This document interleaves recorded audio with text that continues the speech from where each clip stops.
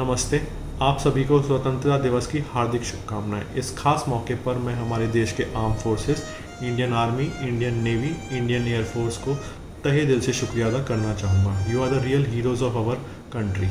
आप हमारी सुकून की ज़िंदगी और आज़ादी की ज़िंदगी का सबसे बड़ा कारण हैं। Thank you so much for all your effort. साथ ही मैं आपके परिवार का भी तहे दिल से शुक्रिया अदा करना चाहूँगा। शायद उनके सपोर्ट की वजह से आप इतना स्ट्रॉन्ग हैं और हमारे देश की सेवा अच्छे से कर पाते हैं। साथ ही आज के दिन में अपने समाज को, अपनी सोसाइटी को, अपने आसपास के लोगों को एक छोटा सा संदेश देना चाहूँगा कि आप जितना हो सके उन परिवारों की मदद करें जो कि जिनके परिवार से कोई शहीद हुआ है या they have been disabled in any casualties.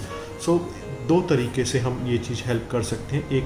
एक उनको उनके परिवार के किसी सदस्य को एजुकेशन फंड करके या किसी एनजीओ के through. And second, if you are self employed, अगर आप सेल्फ एम्प्लॉयड हैं तो उनके परिवार में से किसी एक सदस्य को हम एक जॉब दे के उनकी कैपेबिलिटीज़ के हिसाब से उनका सपोर्ट कर सकते हैं। हमारे सरकार से यही रिक्वेस्ट है, अनुरोध है कि वो हर एक फैमिली को कम से कम 3 करोड़ रुपीज़ दे दे, उनकी रहने की व्यवस्था की जाए, उनको घर मकान दे दे, उनके बच्चों का शिक्षण का जो जिम्मा है वो उठा ले। समाज और हम उन वीरांगनाओं के लिए क्या कर सकते हैं जो कि उस शहीद के परिवार से ताल्लुक रखती हैं, वो माताएं, बहनें, वो बेटियां। समाज यानी मैं, आप, हम सबको उस परिवार से, शहीद के परिवार से जुड़ के रहना चाहिए। उनके बच्चों से, अपनी बहन से, उन माताओं बेटियों से जुड़ के रहना चाहिए। उनसे पूछना चाहिए कि हम उनकी कैसे सहायता कर सकते हैं। और सरकार को चाहिए कि उनके लिए कोई बाधा ना हो, चाहे उनके बच्चे कितना भी पढ़ना चाहें, चाहे जिस लेवल तक वो पढ़ना चाहें, सरकार उनकी मदद करे और हो सके तो हम भी मदद करें, क्योंकि इतना तो हम कर सकते हैं उनके लिए। इन वीर वीरांगनाओं को अपनी जिंदगी जीने का एक और मौका देना चाहिए। ये भी हमारे समाज का हिस्सा है, ये दोहरा गम झेलती हैं।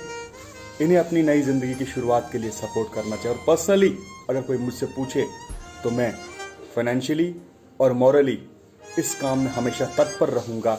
अगर मुझे कभी मौका मिलता है कि एक वीरांगना का अपना दोबारा घर बसाना चाहती है, अपना काम शुरू करना चाहती है, किसी भी फील्ड में इंडिपेंडेंट रहकर जिस तरह से वो पहले जीती थी, ऐसा करने जा रही हूँ, तो मैं हमेशा तत्पर रहूँगा। सबसे पहले होगा उनको एक अच्छी जगह पे अकोमोडेशन देना ताकि वो आराम से रह पाएँ, वहाँ पर उनको कोई परेशानी ना हो। दूसरा, राशन की समस्या उनको कभी ना आने पाए।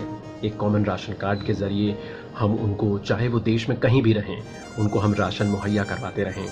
तीसरा, उनके बच्चों की पढ़ाई लिखाई, चाहे वो स्कूली शिक्षा हो, स्नातक हो, पोस्ट ग्रेजुएशन हो या जो भी ऊपर जिस भी स्तर तक वो पढ़ना चाहें, उनको कोई समस्या ना आने पाए। और चौथा, एक नौकरी मुहैया करवाई जाए उनके स्पाउसेस को, ताकि वो ज़िंदगी का गुजर बसर सेल्फ रिस्पेक्ट और डिग्निटी के साथ कर पाएँ।